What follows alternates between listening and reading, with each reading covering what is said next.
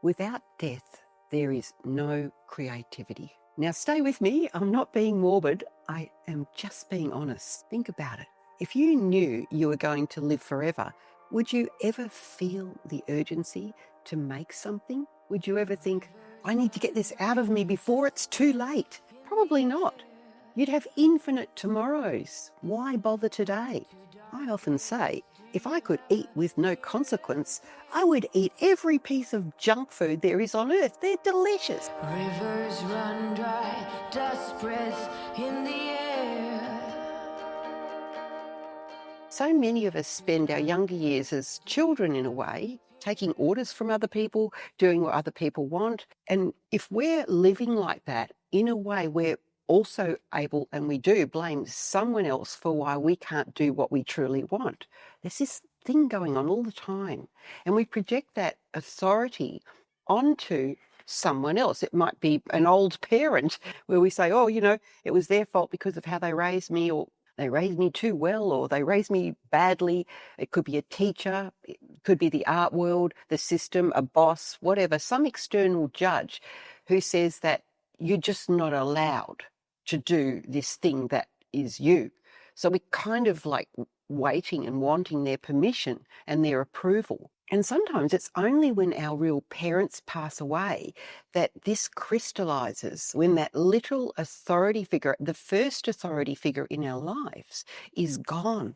No matter that you might not spend much time with your parents. Like me, you love your parents, but something changes. The spell breaks. It's symbolic. And there's this huge, shocking surprise in late age when we realise that that projection has finally ended. Not everybody picks it up, but I did because of the significant impact it had on me. There's this realisation, if you meditate upon that, upon your parents passing away, where we realise that we are really now on our own. And that means we're our own parent. There's really no one to blame. Now, I know that doesn't happen to everyone. I see lots of couples that will transfer that onto their partner, and then they'll blame their partner. That's why you get divorced, because people are trying to crawl out of their skin and blame someone else for who they really want to be. And the nearest target will do. But ultimately, we've got to be the one that gives ourselves permission to be who we are and do what we want. And in that moment of grief and freedom, you can understand a really profound soul-making truth. The ticking clock is what makes the song worth singing. That's what I've been thinking about a lot. So this one is for those of you who are in your 60s, 70s, 80s, even your 50s, because that's when this started for me. And you tell me in the comments that you're only now giving yourself permission to paint what you really want to paint, to say what you really want to say, to stop asking for approval, because you're disconnecting from that extrinsic motivation. You're really coming home. So things are changing and it is confusing. So why does this take so long to get to? I'll tell you what I think. I think we spend most of our lives as grown children. We're still looking over our shoulder at some authority figure, like a parent, a teacher, a critic, waiting for them to say, yes, you're allowed now. You can do your thing. Like, who are you to give me that permission? And that authority figure, most of the time, they're not even real anymore. They're just a ghost, an imprint, a projection of someone who told us no 40 or 50, 60 years ago. And we've been carrying around that no ever since. It really does have power over us, whether we deny it or not. And then something happens. Sometimes someone actually dies. Your mother, your father, the person whose voice was always in the back of your mind, without you even being aware of it. And suddenly, sometimes for the first time in your entire life, you realize, I am my own authority now. If you get that wake-up call, it is absolutely sobering. There's no one left to give me permission. I have to give it to myself. That's the first impression, until you realize that that's the gate to freedom. And you go, oh my goodness, I can give it to myself. The transference ends, the projection lifts, and you're standing there, maybe at 65, maybe older, younger, finally free, finally allowed by yourself. Isn't that just amazing? That sometimes a death, a real one or a symbolic one, is exactly what's required for your creative life to finally begin without limits, without borders. 2 dark days, do you have a tear to spare? I'm going to tell you a little story about myself on panic and the paralyzing feeling of death lingering, of time running out, the ultimate closing down of options to create, which is what death is. It seems to be the procrastination killer of all. This story is from my own life experience, and it started in my 40s and ran through my 50s. Both my mum and dad melted away with Alzheimer's, a tiny bit at a time. I know many of you would have experienced this. The worst kind of death. It took 10 years from its first signs until the end. And yes, it sure was a long, slow goodbye, and not in a nice way. Strangely, as if in sync and without an obvious family history on either side, they slowly departed. They weren't together, and they'd been divorced for decades prior, and they lived a long way away from each other. It was just a really strange coincidence. I loved them both dearly. And in fact, my mum was my best friend in the entire world. Oh, what I wouldn't give to get her back. It was slow and it was torturous for all of us. And some of my brothers couldn't deal with it, couldn't deal with the changes. And so they just turned away. I decided to stay, to stare it straight in the face and to love my mum with everything that she was and turned and changed into, as if the child that she became was a child I had to look after. I was in my late 40s when it began, and I was right in the guts of my career. And this whole thing literally caused me to freeze in place. Started slow. It got my ego at its height. It just basically chopped it down.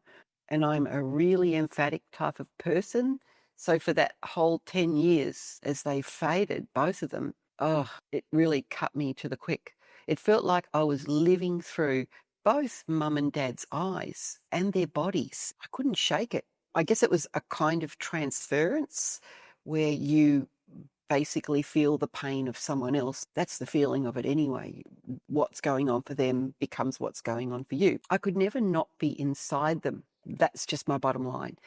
I felt my own mind was fading with theirs. It was really weird. I fretted over their care all the time. I was enraged, when mum finally had to go into a nursing home and they put milk and sugar in her tea. She hated that. And yet, she just sipped it up like she didn't care. But it upset me. And I guess because I thought they haven't even asked her and she didn't care anyway, right? But it was just that feeling of her rights as a human being being ignored. Oh, and she was eating cake. She hated cake. She hated sugar. Oh, but these are the things, because I guess it just was saying to me that this is not what my mum would want. I fantasized all the time about kidnapping my dad from the nursing home he was in. He was on the other side of the country, and I knew that it was just not possible. And that went on for 10 years. And when they did depart after those 10 years, most people go, oh, thank goodness, they're out of their misery. That's the right thing to say, isn't it? I didn't feel relief at all. All I had was this, I just felt this broken down soul. I knew the life lesson was so obvious. I was being selfish.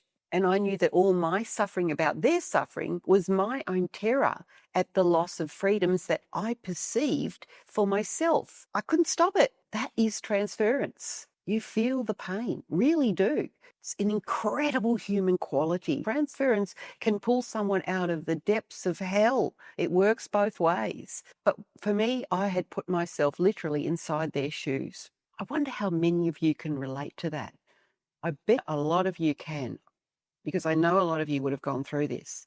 So thank you for listening to me. And I've always wondered how I was going to share this story. I actually wrote it as a short story, but I'm not reading that today. All I felt after they passed away was this low-grade chronic panic that time was running out. It did not pass with them ending. So instead of me moving faster, because you become aware of how short life is, as you would expect. Oh, I was very aware of it. It was paralyzing for me. For years after that, the panic turned into paralysis. Does that sound similar to what many of you are going through when you change your circumstances, when the end of, say, your lifetime of work or a role, and then you've got this time in front of you, but it's limited, it's changed. You're not like 12 years old and it's just a panic, which becomes confusing. And all that scatterbrain stuff that I'd had in my younger days, it just took off. It went wild. Why?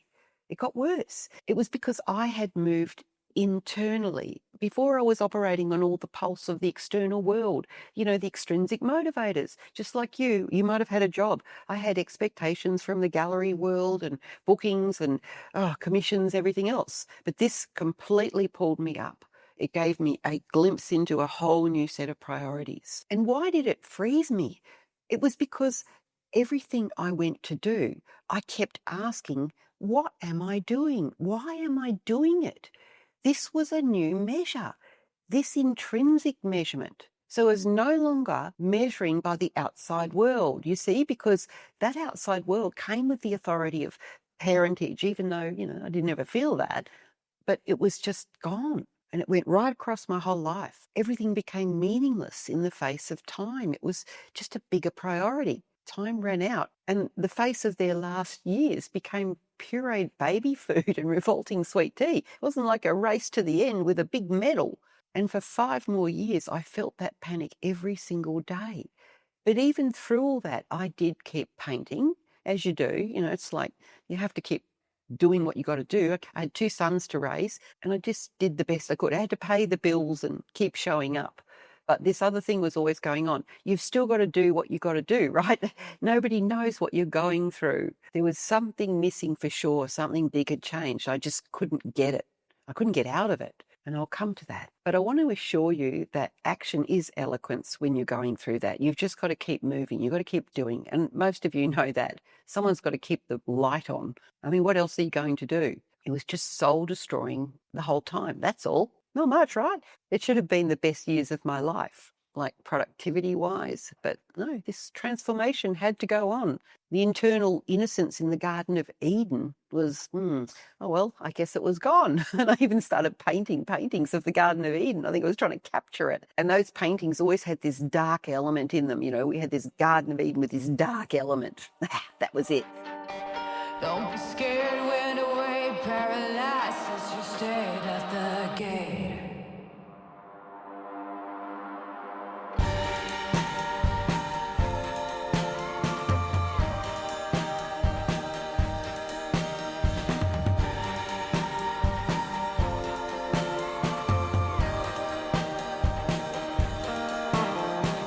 Rigid lions dressed in suits, we don't get there. Fancy shoes and a ton of taboos. I had a new full-time companion. Yes, I did. A dark lover of sorts. I could see him in full 3D. It was so clear. Guess who it was? It was the Grim Reaper. He'd now moved in with me. That was really the best way I could describe it. No other words. It was just as if death was sitting on my shoulders, and it was stuck there. It was a permanent fixture. He followed me everywhere like a loyal dog's ghost. I could not shake it. He's still there with me. Can you see him? I'm grateful that he stayed. You're probably thinking I'm batshit crazy. Honestly, it's like his steady, reliable gaze has now become like a mirror. And it's into that new dimension that I couldn't see before, that now I can see things very differently. And what is that dimension that I can see now that I couldn't? I came across some stuff, I think it's in the Buddhists, there's actually many cultures, more so spiritual cultures, that part of their whole process of evolution spiritually is to meditate on death all the time. But that was actually part of the process. I mean, if someone tells you that that's part of becoming, a spiritual person, you're sitting there on your Buddha mat, you got to say, "Go, get out of here." Literally, that's what was happening. I was meditating on death for 15 years and I still am, and it has changed my life. The world awaits. So how did I fix that 15-year panic and loss? You want to know? I didn't. I couldn't. There was no solution. There's no answer to that. Hey, that's the point, okay? There is no answer to that. That is the mystery you can't solve. Only what you can do right now today. All you've got is what you can do right now today, with Mr. Now, as I call him. And that paralyzing feeling that I had was my panic about the future. Yes, that was based in the past, the future. It was all just frozen into one big blob. It wasn't living in the now. It was all coagulated into this thing. It was everything. It wasn't living in the now. That stupid concept is so shallow and dumb. It literally felt like I was sheltering in place because the future was terrifying and it was based on my past and what I expected from life. That is really strange, but I'm trying to explain it to you the best way I can because no one talks about it like that. There was no solution. There isn't one. You've just got to keep moving and try and follow your nose like an animal in the dark. I didn't want to die. That's just exactly how it's felt like to me over the last 15 years. It's like trusting your instinct. So I guess Mr. Future, Mrs. Past, well, thank you for keeping on going right now, just keeping on doing it, even if you're confused. You know, we think our little paltry steps that we take when we're feeling really yucky don't mean anything, but you've just got to keep going, keep doing them, and they will add up. That's really my point. Keep picking up the pen, the brush, the garden shovel. And yes, we will have periods where we lose sleep, we overeat, we drink too much, but don't fall in love too much with those labels on yourself when you are in those periods. Like, I'm failing because I did this, or I'm like this. Like I said in my last video, be a warrior. Don't be a permanent victim. Be stoic. This is nature. And honestly, she will look after you. I try to think, I don't want to insult nature by giving up and by taking these stupid labels that people profit from. Trust your nature. I've never been more content with my own company now that I know who I am, in full total with the Grim Reaper. Looking back over those 15 years, now I realise that I was always myself, but I couldn't see that other part, that missing link. I kept on overshooting it because I wasn't going to be able to see it until this evolution happened in my psyche, I suppose. It's pretty classic, isn't it? It's right there and you just can't see it. I knew it was still out there. I guess you could say the thing I needed to feel more content because I had this lost feeling. So if I was missing it or had lost it, then it was out there, right? It was out there somewhere. So every effort I made in every direction, doing different things that I was trying out to try and, get out of the problem all over the place. That's that tangent thing, that scattered thing that we're doing. We're trying to relieve it. Trying to find the happy place again. What was I doing when I was in that deep state though? What was I doing? I was blissfully ignorant. But something happened for me out of the blue that changed it. And it was just the most bizarre thing. It was a remote trigger, completely unexpected. Something in the news.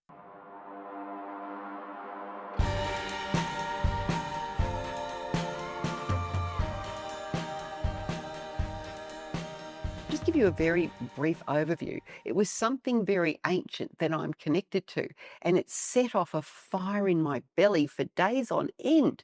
It just felt like I'd refound this thing that I have had all my life access to and passion for, but now I've seen it on a different level. All my other strategies and plans about, these 1,000 tangents that I'm always on about, they just got cremated, sort of metaphorically. I didn't really throw them away, but that was the feeling. It was just everything faded and this thing was shimmering. Because my door was always open, the thing came in. And the story, the 10,000 things didn't matter. What appealed to me when I saw this particular trigger was the thing that had always appealed to me. It was my explorer, and the explorer that can go to the deepest places. That is what really gets me going. And that gave me that vibration. It was a tiny clue.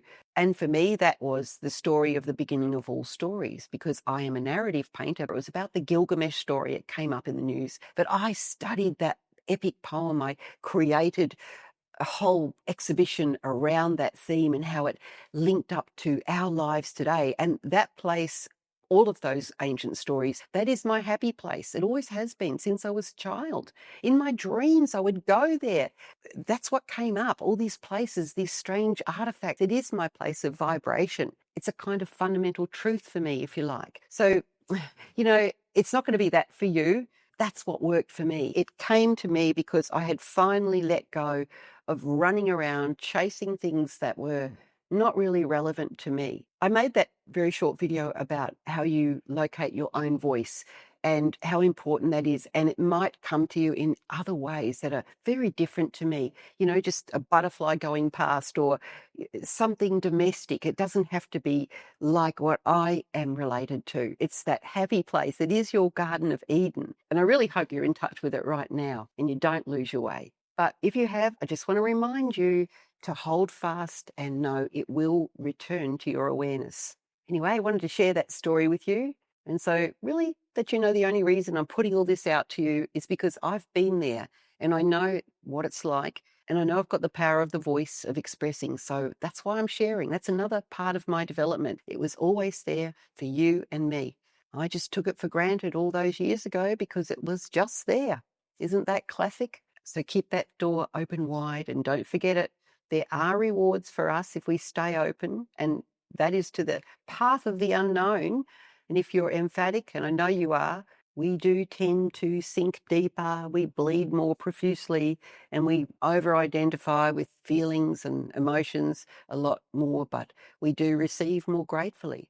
We're built to express this empathy more completely in our work. So make sure that you don't paint like a flatliner. Don't paint formulaically if you have this in you. Get in touch with that passionate energy or whatever it is. Try and put that into your work. See if you can find a way to connect to those qualities in your actual expression. The inner buzz matters a lot, and it's the key place to measure ourselves by. And when we forget who it is in its absence, and yet we know it's there somewhere because we just feel hungry all the time, it's as if we're missing some nutrient that we can't get through anything that we're doing. That's why we get all scattered, because we're trying to find that. It's the buzz.